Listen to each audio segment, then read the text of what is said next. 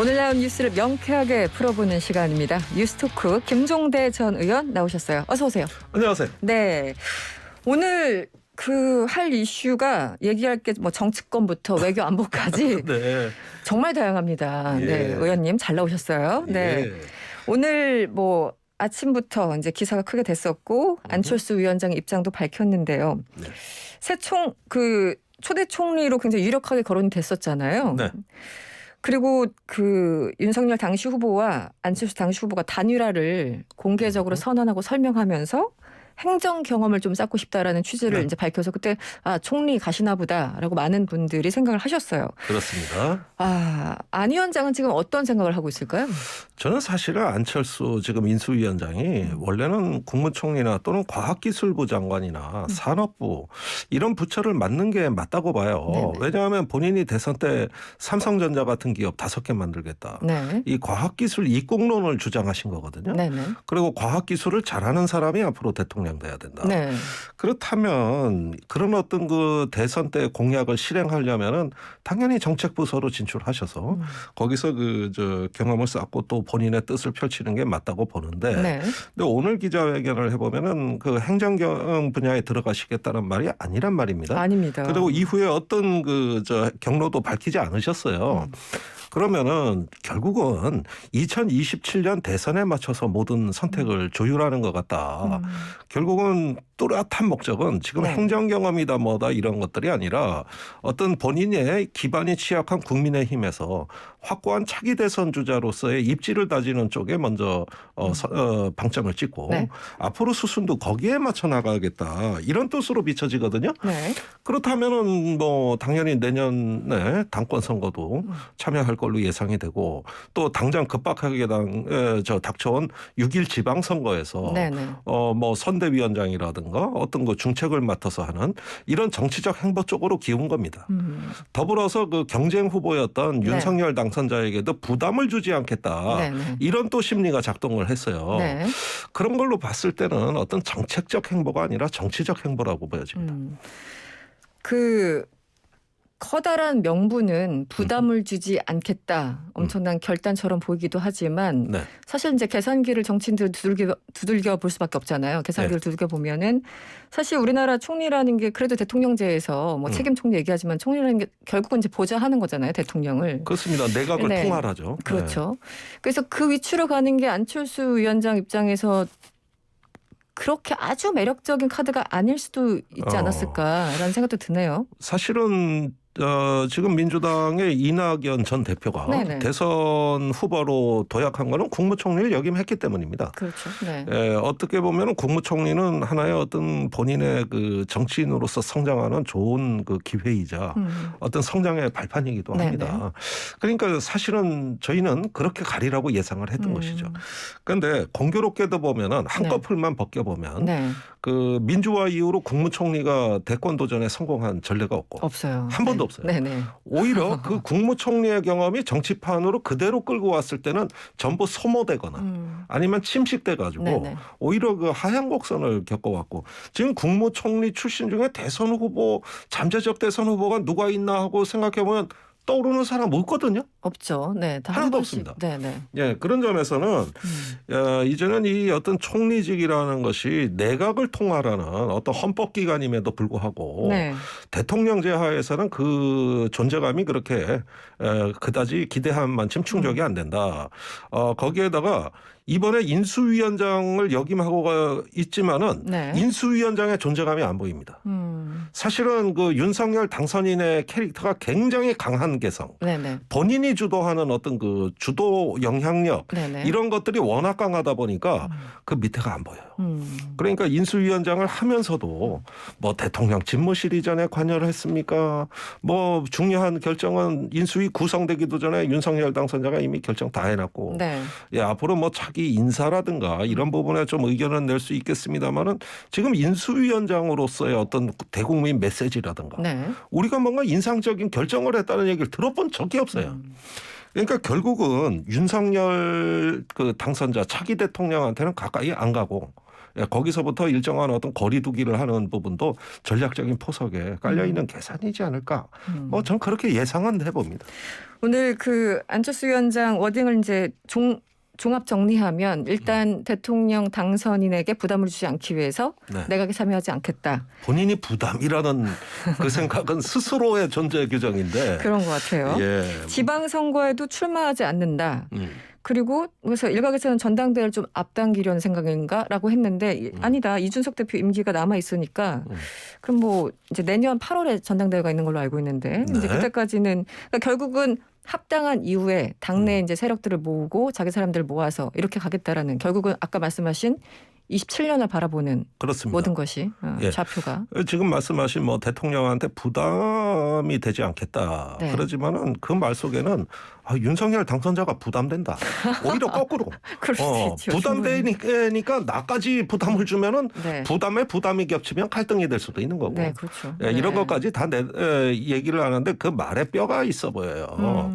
그리고 안철수 총리 또는 뭐 부총리건 장관이 돼도 그렇게 많은 재량권을 행사할 것 같지가 않습니다. 현실적으로. 그렇게 보면 차라리 2027년 오직 한 길로 그런 어떤 그 정치인으로서의 자기 어떤 그 하나의 어떤 계산된 포석을 어때가지고 국민의힘 내부에서 지분 쌓는 게 중요하고 네. 또 더 나아가서는 어떤 당내에서의 그 취약한 네. 자신의 이미지라든가 기반을 보완하는 것이 결국은 지금 대선 이후를 관리하는 그 행보라고 보여지고요.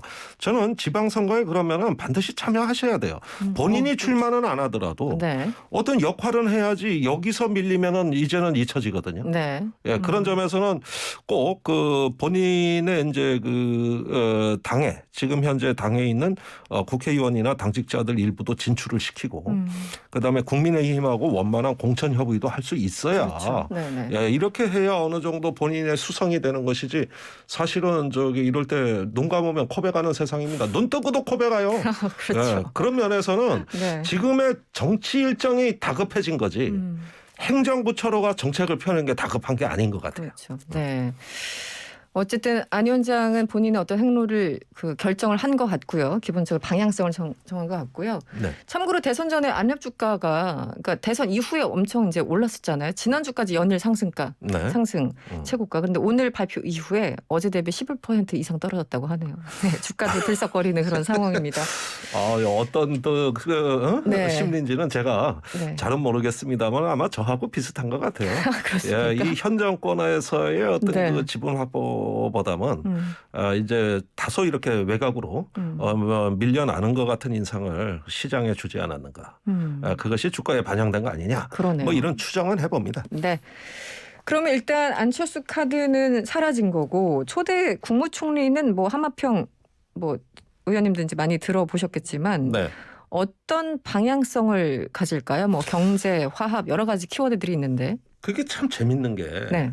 자, 여기서부터 이제 차기 권력의 특징이 드러나는 대목인데 세 명이 그 복수로 건의가 됐다 그래요. 네네. 한덕수 전 국무총리, 네. 김한길 전 민주당 대표입니다. 그렇죠. 박주성 국회 부의장이에요. 네. 이 세 명의 공통점은 다 민주당 정부에서 성장하신 분이라는 거예요. 그렇습니다. 물론 한덕수 총리는 보수 정권에서도 계속 그 승승장구했지만은 사실상 불변의 공통분모는 누가 뭐래도 김대중 노무현 정부입니다. 그렇다면 예, 그 당선자의 어떤 스타일이 그 나름대로 정치에 기반을 두지 않고 본인이 이제 새로운 어떤 그 정치의 모델, 권력의 질, 네. 그러면서 파격적인 어떤 정치 실험을 할 걸로 예상이 되는 게 바로 여기에서 드러난다고 보여지는 것이죠. 네. 국민 통합의 의미도 있고 네. 경제 의미도 있고 그런데 제가 보기에는 아무래도 한덕수 총리 쪽에 조금 방점을 두고 싶습니다. 우선은 경제부총리를 지냈거든요. 그렇죠. 예, 그리고 네. 이분은 경제 분야로 잔뼈가 굵어서 국무총리까지 가신 분이고 또 행정의 달인이라고 하거든요. 자, 그렇다면 어떤 윤석열 당선자 같이 굉장히 카리스마가 강하고 개성이 강한 대통령 밑에는 네.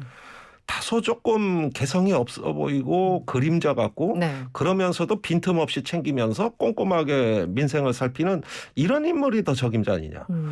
옛날에 노무현 대통령도 개성이 세고 이해창 국무총리도 개성이 셌어요. 네. 아주 세고 세신 분들끼리 있으니까 센 게 너무 넘치니까 이제 저 노무현 대통령이 그때부터 독서할 시간이 생기더라는 거예요. 아, 그렇습니까? 이회찬 총리한테 맡겨놓고 네네. 나 요즘 책 읽고 있어 이래서 그 바쁜 대통령이 잠시 네. 쉴 틈이 생긴 거예요. 그 두 분은 그래도 강한 캐릭터지만 두 분 간에 또 신뢰관계가 있었으니까 그래도 있었죠. 어느 정도. 그게 잘 케미가 맞았던 겁니다. 그런데 지금 용산 집무실 이전부터 그 이제 현 정권과 인사 갈등이라든가 이런 또 검찰에 대한 어떤 제도 개혁이라든가 개혁 이런 문제? 걸 봤을 때는 유달리 이 정부가 어떤 그 과거 보수 진보 정권 가리지 않고 어떤 근원을 바꾸려는 다소 급진적인 사고를 하고 있고 그걸 당선자가 직접 주도한다는 네. 이런 어떤 권력의 특징을 보여주고 있습니다. 그렇다면 밑에선 군말 없이 따라가야 돼요. 그러니까 우리가 조조나 진시황을 봐도 네. 그렇게 센 군주 밑에는 참모가 잘 안 보이거든요. 어떤 개미들처럼 따라가야 돼요. 네네. 그런 면에서는 네네. 저는 한덕수 전 총리가 네. 윤석열 차기 대통령하고 네. 좀 그럭저럭 어떤 그 맞는 콤비 아니냐. 네. 반면에 이제 그 대선을 0.7% 차이로 이겼기 때문에 이게 네. 바둑으로 얘기하자면 반집 승부, 개가 바둑이거든요. 네네. 그러니까 승리를 하기는 했지만은 왠지 찜찜해. 압도적으로 못 이겼어. 네네. 이랬을 때 차기에 뭐 6월부터 선거도 있고 이거 어째 좀 내가 뭘 확 밀어붙이는 것보다는 조금 야당의 시선을 줘야 되는 거 아닌가? 이 국민 통합을 좀 해야 되는 거 아닌가? 그런 고민이 이렇게 있죠. 보면은 이제는 김한길, 박주선이 보이는 거예요. 그러니까 요 두 개 사이에서 지금 간당간당하다는 거예요. 네. 간당간당한데 그래도 저는 한덕수 총리 쪽이 조금 앞서가고 있다. 이렇게 평가하는 것이죠. 일단 그 3명으로 압축됐다는 보도만 나왔지 이게 뭐 확인된 건 아니지만 이 3분 중에 한 명일 가능성은 높다. 예. 이렇게 보시는 지금 거고요. 3배수라는 얘기까지 나왔으니까 많이 나머지 좁혀졌고 분들은 이제 빠져나가는 입장이에요. 네, 많이 좁혀졌고 의원님 개인적으로는 한덕수 전 총리 쪽에 좀 방점을 찍고 있다. 예. 가능성을 두고 있다. 알겠습니다. 지금 지방선거가 한 2달밖에 안 남았는데 이 민주당 같은 경우는 뭐 인물난도 있지만 당장 이제 인물난과 연결되는 부분인데 서울시장의 송영길 전 대표를 뭐 차출해야 된다라는 얘기가 있고 예. 당내에서도 아니 이번에 선거 패배로 물러나신 분을 예. 다시 서울시장 후보로 앉히는 것이 이제 정치적인 도의상 맞느냐 여러 가지 논란이 내부에서 당장 있는 것 같습니다. 네, 원래 뭐 의원님은? 논란이 많은 동네입니다. 그 동네도. 의원님 네. 어떻게 보십니까? 저 그 사실은 대선 기간에도 송영길 대표하고 전화 통화를 좀 한 적이 있어요. 네네. 다른 일로 했는데 그 정치개혁 발표하기 전날이거든요. 네네. 마치 모든 걸 다 내려놓는 듯한 분위기가 전화상으로도 느껴지고 그 다음 날 보니까 뭐 저기 보궐선거 무공천이라든가 네. 정치개혁이라든가 이런 부분들 아주 뭐 화끈하게 발표해 버리더라고요. 그 정의당 입장에서는 한 2년 전에 듣고 싶었던 얘기를 이제 하시더라고. 네. 느려 터지긴 하지만 그래도 이제 와서는 다 내려놓겠다는 발언들을 네. 하시고 뭐 또 3선 이상 지역구 의원들 앞으로 출마하지 말자 그러면서 저부터 출마 안 하겠습니다. 그러니까 이런 걸 보면은 약간 관조적이고 성찰적이면서 반성적 모드로 빠져나갔어요. 그런데 지금 송영길 전 대표의 서울시장 출마설은 이게 차출설이지 본인의 자가 발전이 아니란 말입니다. 네. 네. 그러니까 이런 면에서는 저는 일단은 대선 이후에 대선을 치룬 그 어떤 하나의 원내 사령탑이었자 당을 이끌어가는 지휘자 아니었습니까? 네. 예, 그 기운으로 대선의 연장선으로 서울시를 점령해라. 예, 이런 차출설에 불과한 거거든요. 네. 그런 만큼 이 이야기에 또 유달리 책임감 강하고 의무감 강한 그분은 꼭 저기 그 와인 한 잔 마시면 결심하시더라고. 이런 얘기 주로 많이 듣고 나서. 네. 네. 그러면은 그런데 또 넘어갈 가능성이 있다고요. 이분이요. 네. 예, 그래서 이 부분은 조금 지켜보자. 좀 지켜보자. 예. 유승민 전 의원도 관심사입니다. 지금 뭐 출마를 할지 뭐 정계 은퇴를 할지 아주 극단적인 가능성들이 언급되고 있는데 네. 만약에 나간다면 뭐 경기도지사 쪽에 관측이 높습니다. 유승민 전 의원의 행보는 어떻게 전망하십니까? 그 뭐 정치인이 정계 은퇴하겠다는 말만큼 세상에 믿을 수 없는 말이 또 있을까 싶어요. 네. 뭐 특히 뭐 이제는 뭐 불출마한다, 은퇴한다 그러면 그런 얘기 시큰하다가 뭐 조금 잊어버릴 만하면 또 나타나지. 몇 년 뒤에 다시. 아니 무슨 뭐 장사가 믿지고 판단한 얘기하고 똑같은 거지. 어떻게 그런 말을 믿겠냐. 오히려 2027년 대선의 예선전이 경기도지사 선거고 빅매치가 될 거기 때문에 그렇죠. 네. 지금 거론되고 있는 유승민, 김동연 이렇게 빅매치가 성사된다면 이것 또 하나의 대선입니다. 굉장히 그 흥미로운 게임이 될 것 같아요. 만약에 네. 두 분이 붙는다면. 네. 그렇습니다. 그런데 이제 김동연 이제 대선 후보 전 네. 대선 후보죠. 지금 이제 새로운 물결 대표. 네. 그런데 민주당의 후보가 되려면은 그 당원 단결 좀 손을 봐야 돼요. 지금 그 당원 50%, 여론조사 50%로 후보를 선출하는데 이렇게 되면은 그 경기도지사 후보가 어렵습니다. 경선 룰 자체가 어쨌든 불리하니까 예, 김동연 이분은 대표한테. 거의 한 개인이에요. 그렇죠, 사실상. 예. 네. 그래서 모을 수 있는 당내표가 적은데 그 대신 여론에서는 호소력이 있고 어느 정도 지지가 예상이 인지도도 되거든요. 있고. 네. 예, 그래서 지금 민주당이 지금 거론되고 있는 뭐 조정식 또 안민석 등 이런 어떤 의원들 같은 경우가 친이재명기인데 네. 예, 그러면서 그 밖에서 온 과연 김동연 후보한테 김동연 대표한테 호락호락 이런 어떤 룰을 바꿔가면서도 어떤 쇄신의 모습을 보여줄 수 있느냐 저는 조금 이 부분에 의문을 갖습니다. 예, 아닌 게 아니라 벌써부터 이거 갖고 네. 안에서 논쟁이 벌어지고 그렇겠죠. 예, 좀 얼마 있으면은 아주 팍 터지게 싸울 겁니다. 네. 예. 견제, 불협화음, 뭐 내부 갈등 이런 제목으로 기사들이 많이 쏟아질 것 같은데 알겠습니다. 의원님 전문 분야는 외교, 국방, 뭐 예. 안보 이쪽인데 제가 앞에 정치권 얘기를 너무 많이 질문을 드린 것 같고 지금 한 4분 남았는데요. 네. 올해 음. 그 남북 관계, 네. 북미 관계 좀 전망 좀 해주시죠. 글쎄 뭐 짧은 시간에 정리를 네. 해드리자면 네. 한마디로 말해서 어떤 그 지정학적 변동이 예상되는 중대한 시점에 왔다. 예, 지금 북한이 발사하는 ICBM은 이제는 차원이 다릅니다.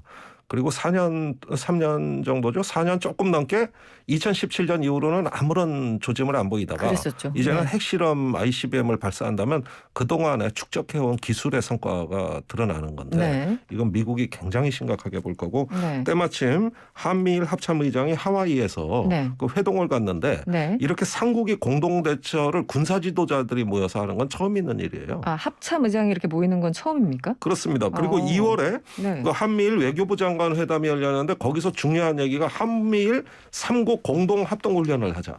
네. 이걸 문재인 정부가 거부해서 안 됐지만 예, 사실상 이제 한미일 그 공조 체제로 들어가는 거거든요. 그 당시 2월에 그 회동에서 제안이 있었던 겁니다. 제안이 있었는데 일본까지. 그 뒤로도 또 압박이 들어왔는데 문재인 정부가 거부했죠. 그런데 이런 거를 윤석열 당선자는 그 한미일 삼각 군사 협력 해야 된다는 일정 아닙니까? 네. 그러니까 우리의 외교안보 정책이 급변침할 가능성도 있죠. 새 정부 초기. 새 정부 초기.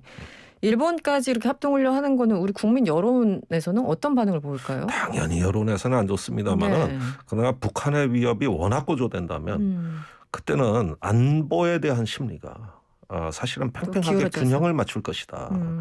예, 그런 점에서 윤석열 정부의 첫 번째 시험대는 외교안보고 네. 문재인 정부와 차별화할 수 있는 이런 어떤 신호는 외교안보에서 가장 먼저 나올 것 같아요. 전 그렇게 확신합니다. 그러면은 당장 그 내일 오전 우리 시간으로 내일 오전 11시에 한미일 합참 의장이 하와이에서 회동을 갔는데 예. 여기서는 다시 한번 그 지난 2월에 있었던 미국 측의 그 입장이 그러니까 네. 어떻게 보면 나오죠. 나오겠네요. 나옵니다. 그리고 입장 왜 압박이. 자꾸 그때도 그렇고 지금도 네. 하와이에서 만나냐. 네네. 여기가 인도 태평양 사령부가 있는 곳이거든요. 그렇죠. 네. 그러니까 그 맥락에서 인도 태평양 사령부에서 회의를 하는 거예요. 이건 매우 중요한 의미가 있는 겁니다.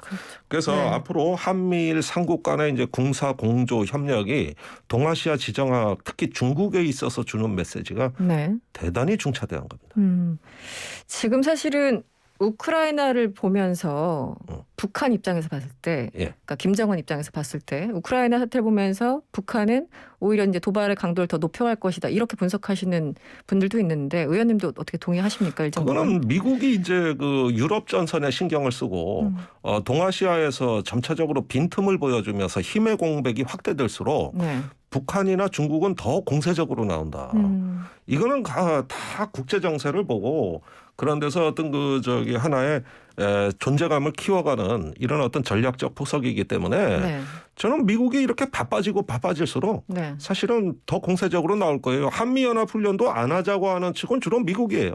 국민들 지금까지. 거꾸로 알고 계세요. 네네. 보도는 그렇게 되고 있죠. 문재인 네. 정부가 북한 눈치 보느라고 자꾸 그거 지연시켰다 그랬는데 사실이 아닙니다. 정반대입니다. 미국이 오히려 힘에 연합훈련- 벅차고 여력이 없고 이래가지고 그 규모를 지금 축소하자, 4월에 한미연합훈련도 이제 연대급으로 진행될 걸로 보는데 네. 문재인 정부 요청이 더 주요했어요. 미국이 그렇게 끌고 가고 싶어한 거 아닙니다. 사실 반대로 북한이 보도되는- 부담이 되는 거예요. 바이든 정부 입장에서는. 네네. 네. 알겠습니다. 내부에서 대화 목소리 나오는데 조금 더 지켜보도록 하겠습니다. 네, 오늘 말씀 잘 들었습니다. 고맙습니다. 감사합니다. 네, 지금까지 김종대 전 의원이었습니다.